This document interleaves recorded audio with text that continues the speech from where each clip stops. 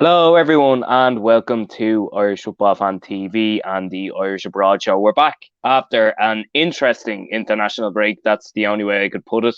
And Jer, good to see you. How are we? Oh, good, Paul. Yeah, it was nice to have a bit of a break. I had a bit longer. I missed the last week there before the international break because I was in the ploughing championship at work commitments. But yeah, I suppose it's an interesting international break as it always tends to be with Ireland, full of people talk about Stephen Kenny's future. But I suppose look, at least we ended it on a high with a win. We've got the draw coming up now on Sunday. We'll know a little bit more about destiny going forward to try and make Germany Euro 2024. Yeah, definitely an interesting one. A couple of young lads standing behind me at the Armenia game. Every time Hendrick touched the ball, the usual jibes for him. And every time Kenny waved his arms, usual jibes for him. I'll be honest with you, I'm not Hendrick's biggest fan, but I'm getting a bit sick of hearing it, to be honest with you. He's still out there, he still wants to play. And look, I mean, if he gets picked, he has to play, doesn't he? So there's nothing we can do about it. And in terms of Kenny, I mean, listen, we're the biggest bunch of hypocrites supporters a lot of the time, from what I hear. It's Kenny in for about 10 minutes, then it's Kenny out for about 20 minutes. I don't know where we're at, but look, this is the Irish Abroad Show. This is not the Republic of Ireland show. Um, Anyway, we'll crack right on. Anyway, we'll start with the Premier League, and we'll start off with a fantastic result for Arsenal on Saturday afternoon. Matt Doherty played 18 minutes in that for Spurs, who were beaten 3-1 at the Emirates, a usual defeat for them at the Emirates. Couple of comments coming out from Conte this week, Jer, about Matt Doherty. Not nice to hear for us and not nice to hear for him either. No, especially when you consider that supposedly that Conte was a fan of Doherty, and it kind of started the season he was kind of coming out saying that he's my number one choice. He's not kind of fully fit, and now he's kind of coming out kind of second question him and everything else like that. Like I thought Doherty largely until he had to limp off a knock or an injury against Scotland had a pretty good game. Obviously, maybe slightly at fault. Well, more than slightly was kind of at fault for the first goal. Could have done maybe a little bit better. But yeah, it is kind of worrying, and we're into October. The season's over 2 months in now. You could still count on one hand the amount of appearances Matt Doherty's made this season for all competitions for Spurs. It is a bit worrying. We talk about that draw coming up on Sunday for the qualifiers in March. Like we don't want a similar situation coming into the next international window in well, the main next international window in March. And Matt Doherty struggling for game time. Like you kind of get the vibe and get the sense that something doesn't change with his club stance at Spurs, that he should be looking for a move, even if it's just temporary on loan in January. Yeah, definitely, I'd agree. Disappointing to hear from Conte, but look, he's just throwing his toys out of the pram again as Look, usual. And I mean, Emerson Royale, to be fair, is not that much of a better replacement as we saw on Saturday and have seen many times throughout his time at Tottenham as well. and yeah, now he's suspended, so there could be an opening there for Doherty. But I suppose the kind of perception and feeling among a lot of people is that he might go with Perisic, a right wing back. But look, timeline remains to be seen, I suppose. Yeah, definitely. And from one right back, we go to another. Seamus Coleman played the full 90 minutes for Everton on Saturday. Gavin Bazunu also playing as Everton won 2-1 at St Mary's.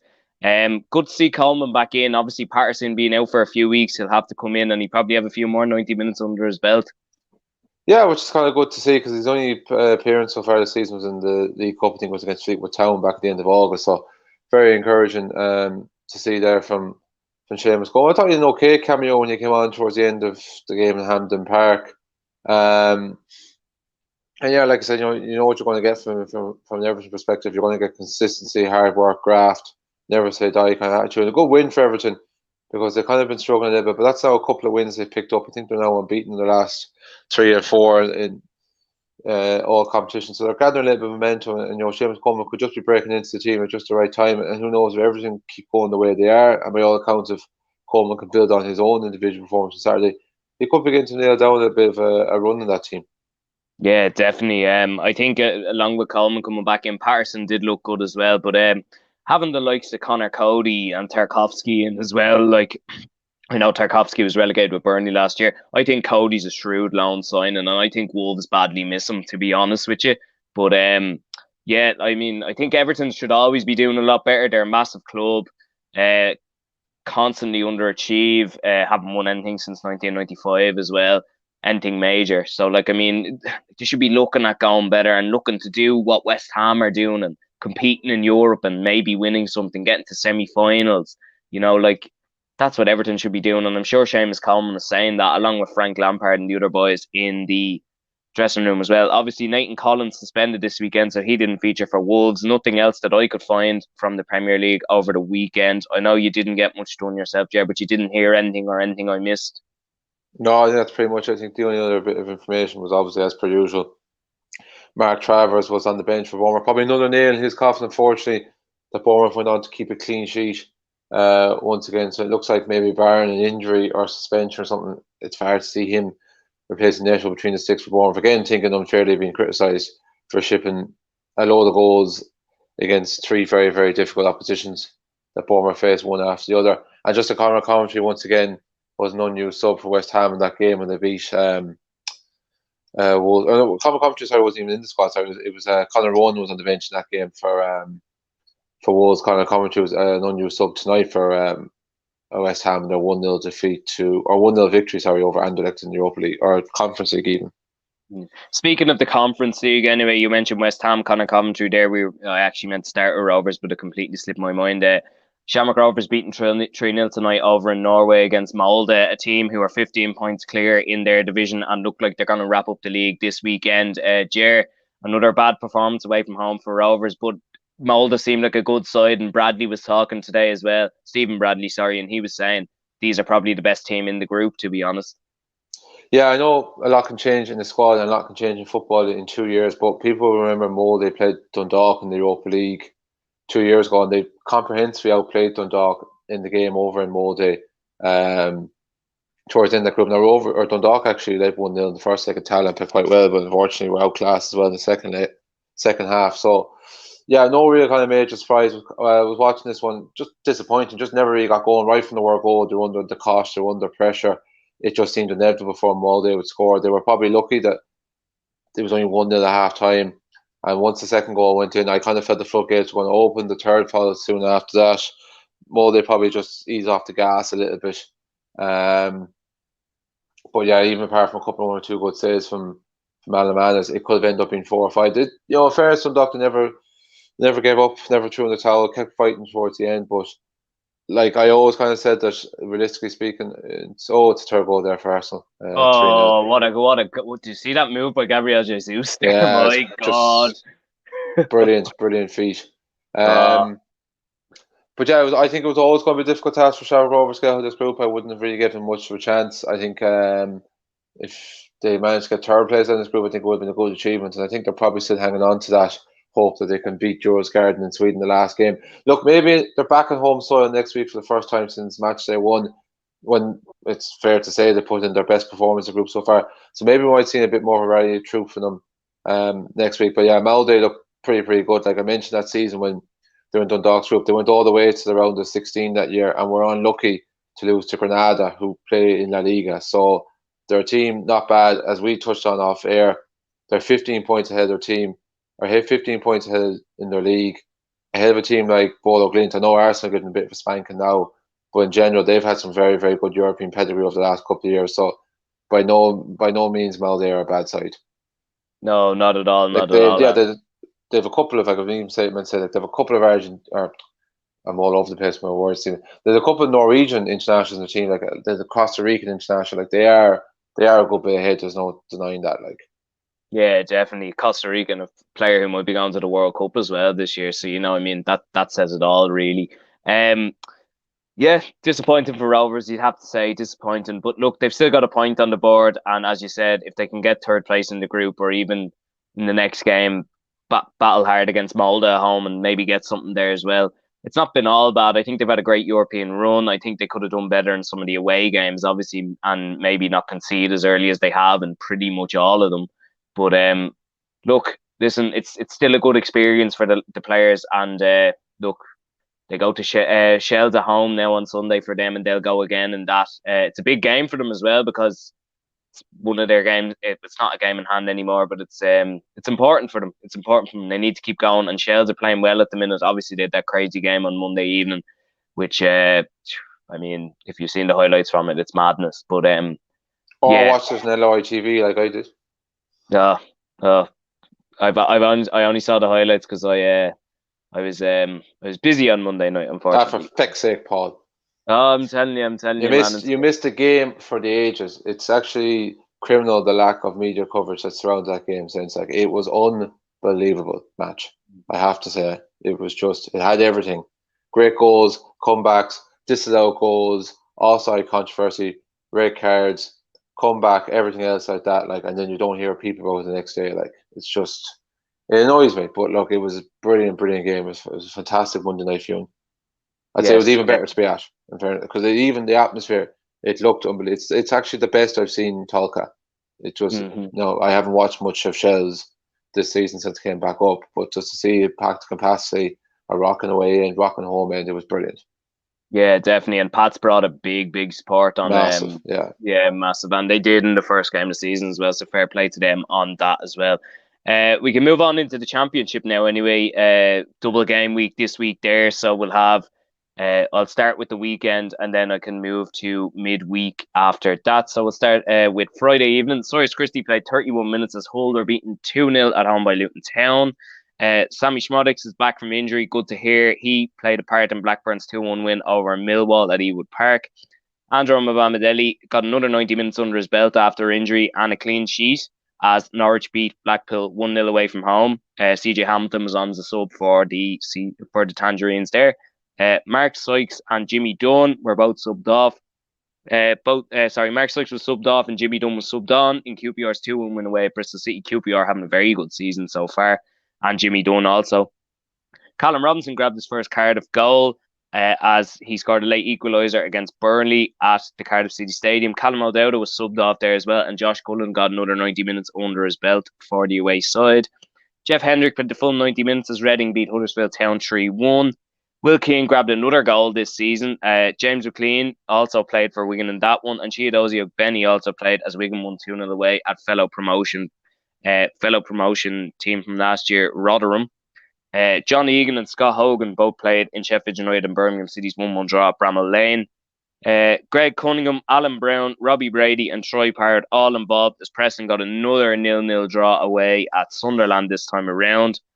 And Michael Obafemi grabbed a goal and Ryan Manning an assist, as well as Swansea won 3-2 away at the Hawthornes against West Brom. Darrow Shea and Jason Malumbi both playing for the home side there.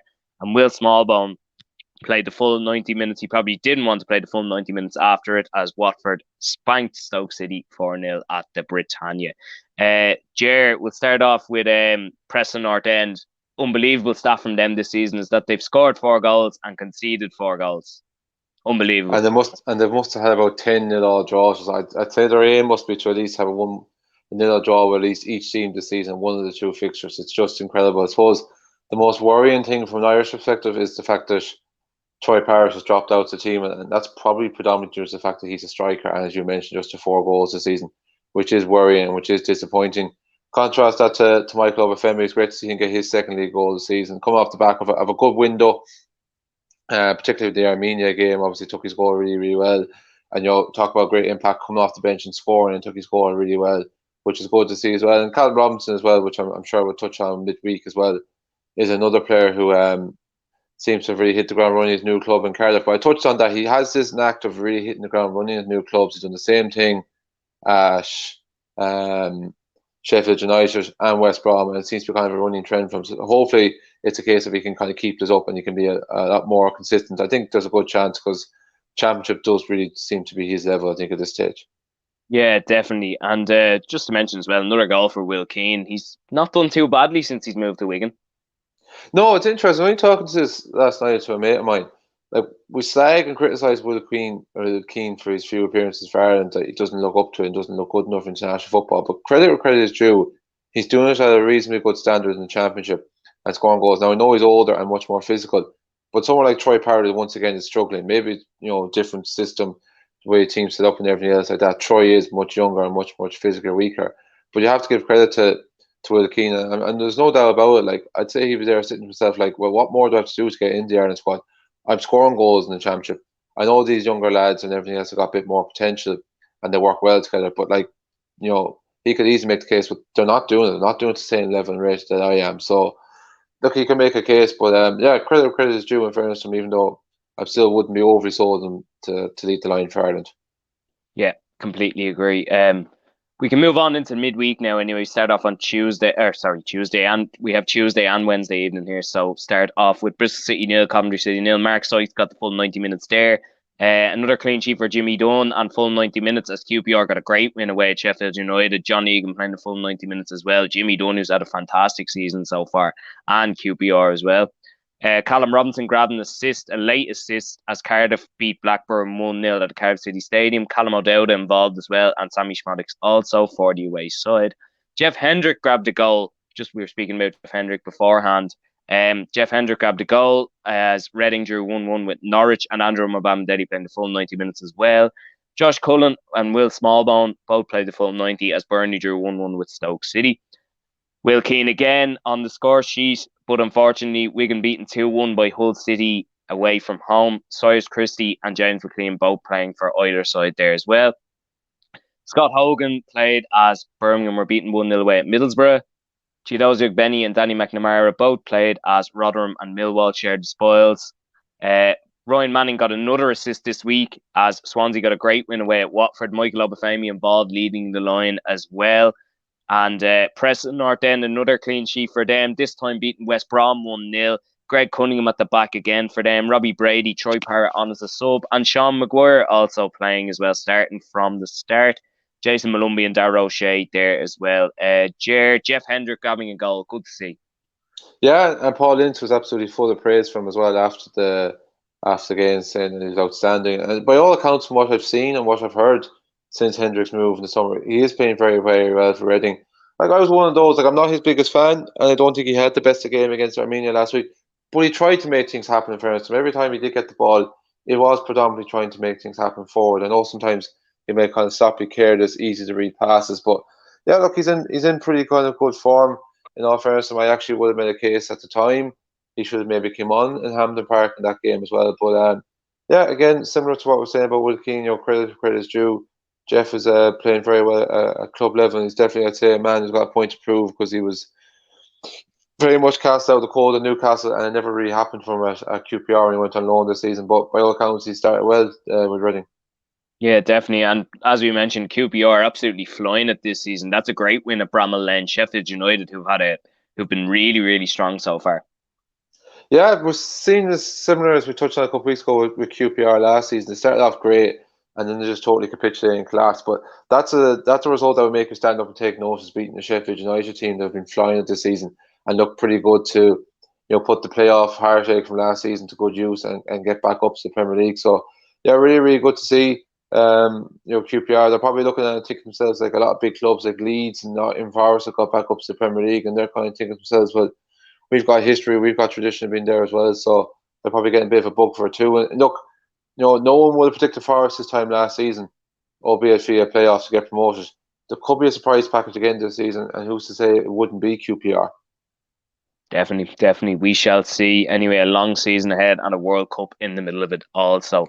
Back to League One on the weekend. We'll start off with Corey O'Keefe and Forest Green Rovers. They're beating 3-2 away at Burton Albion, but he did grab an assist. James Collins at the double for Derby as they won 2-0 away at Cambridge. Good to see there as well. Sean Long scored as Cheltenham Town beat Shrewsbury Town 2-0. Marcus Harns grabbed another goal for Ipswich this season. They've had a great start so far as they beat Portsmouth 3-2 at Portman Road. And Joshua Coyote grabbed an assist as MK Dons were beaten 3-2 at MK Arena by Peterborough United. Three bits of information from League Two this week, Jer. What do we do with that? Aaron Drinnan. Did you touch on League One midweek there? Did you? I didn't. I was gonna. Do you have something from it? Because I didn't see it. No, just the only thing that strikes off the top of my head, I know that Finn Aya has got an assist for Plymouth there, but I'm not 100% sure off the top of my head who they were playing. Of course, he looked so impressive from the glimpses I've seen when he came on in the second half of the playoff game away to Israel last week. He looks definitely a good prospect for the future. Good stuff. I think they were playing Sheffield Wednesday and they got a late winner. They won 2-1. I think they're top at the minute in League One. They had a good start last year as well and just missed out in the playoffs. So that's good to see, and hopefully you can keep going with that. Yeah, they had a big win against Ipswich there during the international break. As we touched on, Ipswich are absolutely flying it this season as well. So if they're getting a result over Ipswich, they can't be a bad side at all. Yeah, definitely. They're top of the league anyway. Yeah. So anyway, that as you mentioned there, a bit of midweek action from League One. League Two on the weekend, three bits of information. Aaron Drinnan, the man who we mentioned a lot last year at Leyton Orient, must have been injured, is back with a goal. Unfortunately, they were beaten 2-1 at Brisbane Road by Newport County. Paddy Madden also grabbed a goal. Stockport drew 1-1 at home to Walsall. And Liam Kelly grabbed an assist as Rochdale were beaten 2-1 at home by Doncaster. So I think that's the most we've had in League Two in a long, long time, Jer.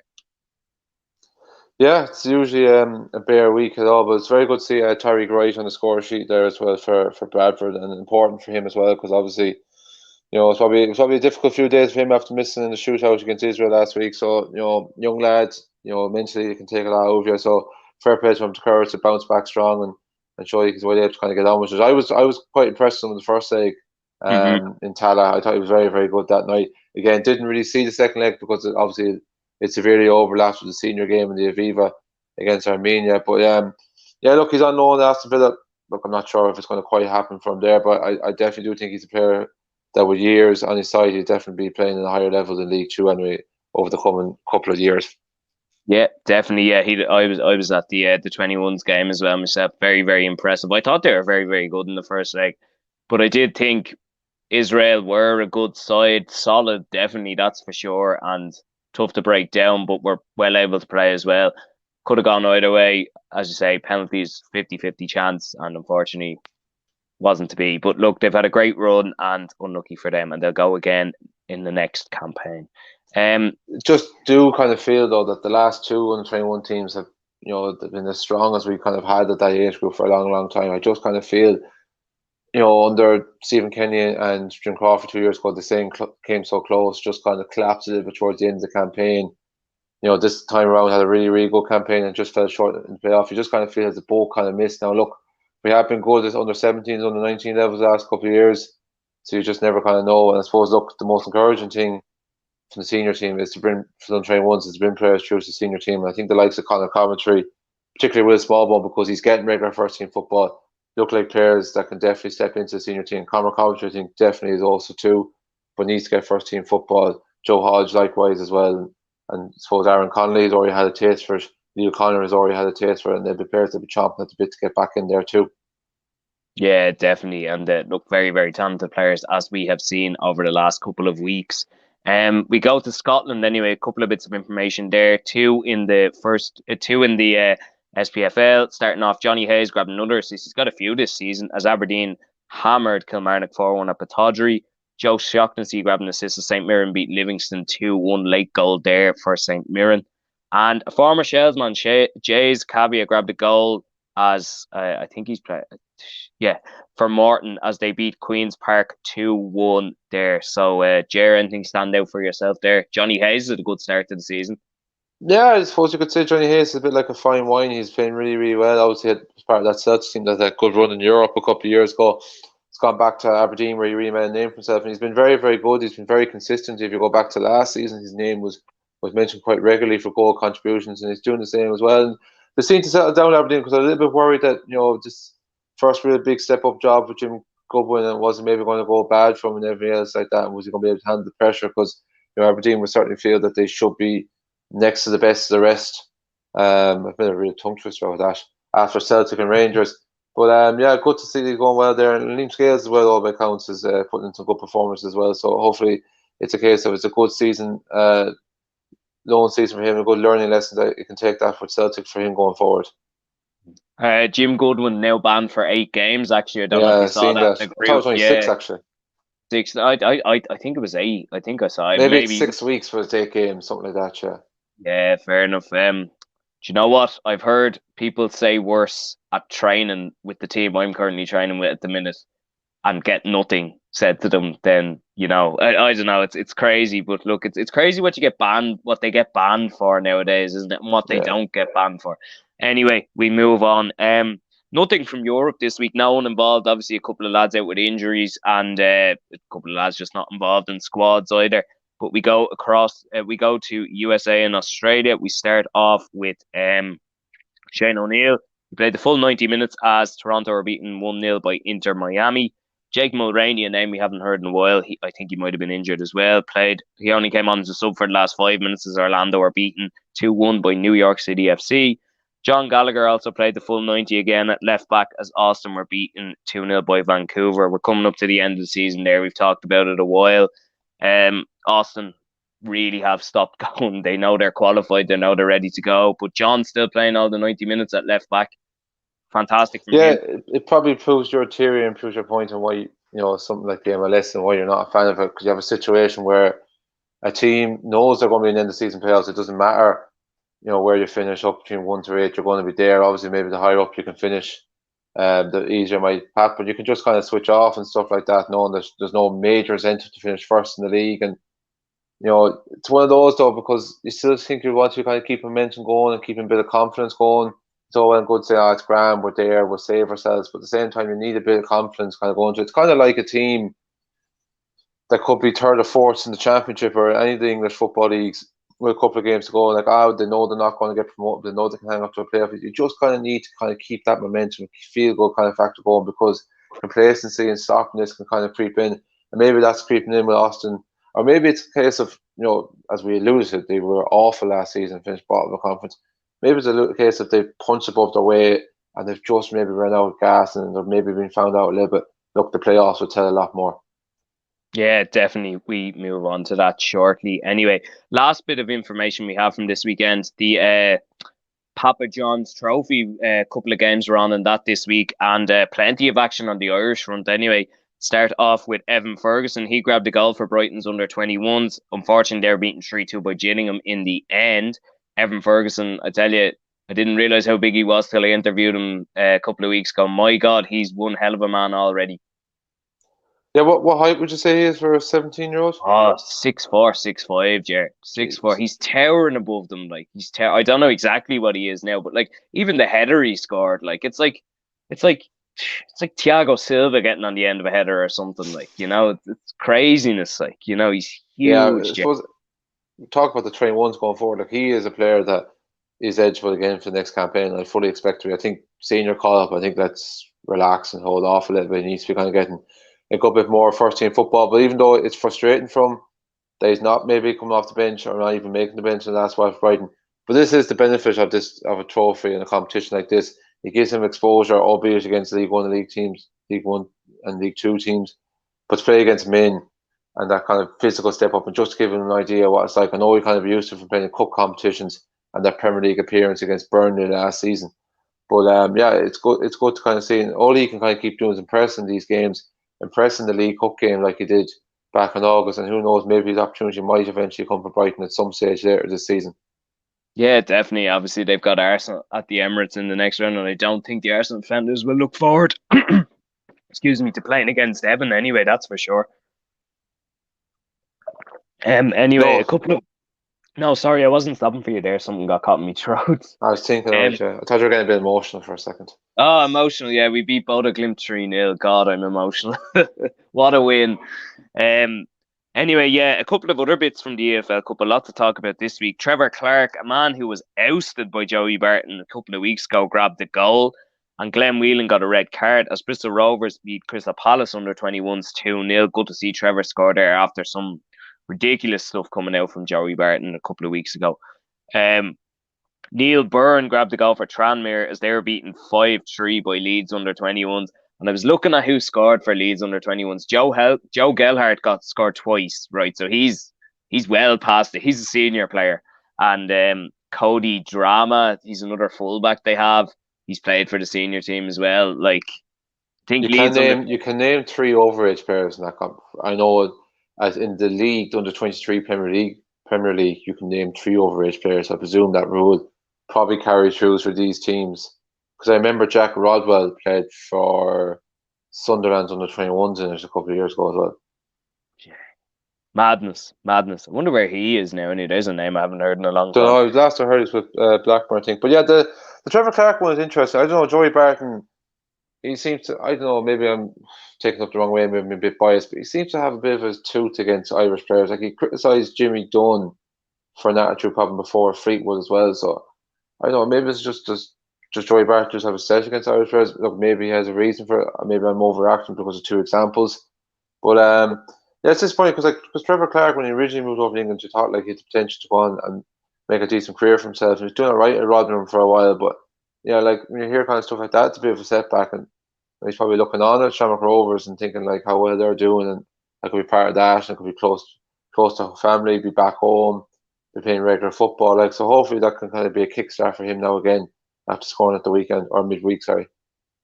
Yeah. Hopefully he gets going. Anyway, Glenn Whelan as well. Actually, he seems to like Glenn Whelan, but I think that's more because they were buddies at Man City when they were kids, to be honest. So with Joey Yeah, look, Barton, maybe I'm probably overreacting, but that is definitely two examples where Joey Barton has fallen out with Irish players at different clubs. And again, Jimmy Dunn. No, I think he was honest and admitted that he was kind of in the wrong, and that Joey Barton was right to do what he did to him. I think said it in an off the ball interview without going into it too much. But in general, he doesn't really strike you as someone who has an actual problem. I don't actually really know Trevor Clark. I never interviewed him after League of Ireland matches. I've never really seen podcasts, never really heard much about him, so I don't really know. But yeah, the Jimmy Dunn one was certainly interesting anyway. yeah, definitely interesting. Joey Barton, a bit of a hothead himself as well, so probably needs to take it down a notch, especially with young players like that. Final bit of information from the from the Papa John's Trophy. Ronan Curtis grabbed a goal as Portsmouth beat Aston Villa's under-21s 5-0 there. So, Jer, that's it for the show this week. Anything else you want to add? No, just interesting. I meant to touch on we're in the championship, but just slipped my mind as we moved on. Just the rumours linking Roy Keane with the West Brom job. I just find that very, very interesting for a man who hasn't been involved in management of any team in over 3 years, hasn't been the main man of any club in over 10 years. Why a championship club? And a championship club that's been underperforming the last 2 seasons with serious aspirations for getting promoted to Premier League. Why did it go for Roy Keane? I find it very, very strange. Also, I never heard it, but I presume the fact he's been linked to the job, Steve Bruce has obviously been sacked. If not sacked, is going to be sacked Yeah. because I saw the stats last night. I think it was like 21 games, won 7, drawn 3, lost the rest. So, I mean, listen, and they're Yeah, not it's not been playing good well. since he Like, took over the tail end of last season. Like, I yeah, not, will admit. yeah, But I do think West Brom is a team that is underperforming. Like, I know they weren't great in the Premier League 2 seasons ago. They actually started off last season very, very well and then just collapsed. And they've kind of seemed to carry that dismal form into this season. But I definitely think there's more.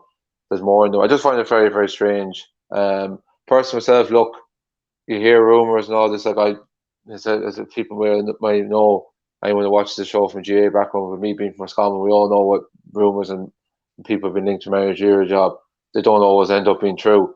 I find this very, very strange. I genuinely get the vibe and feeling from Roy Keane that I don't think he'll give up a nice cushy number in Sky Sports for the stress and drama of trying to take over West Brom in the Championship.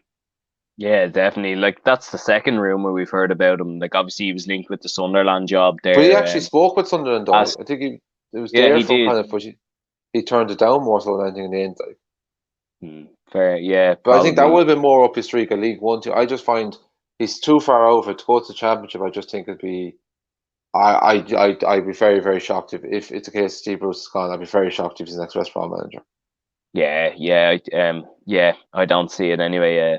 But yeah, that's it, Jer. Brilliant. Thanks very much again. Thanks everyone for watching, and look, we'll see you again next week. More action, plenty of games coming up, and look, we're good to go. Thanks very much, guys. Cheers, Paul.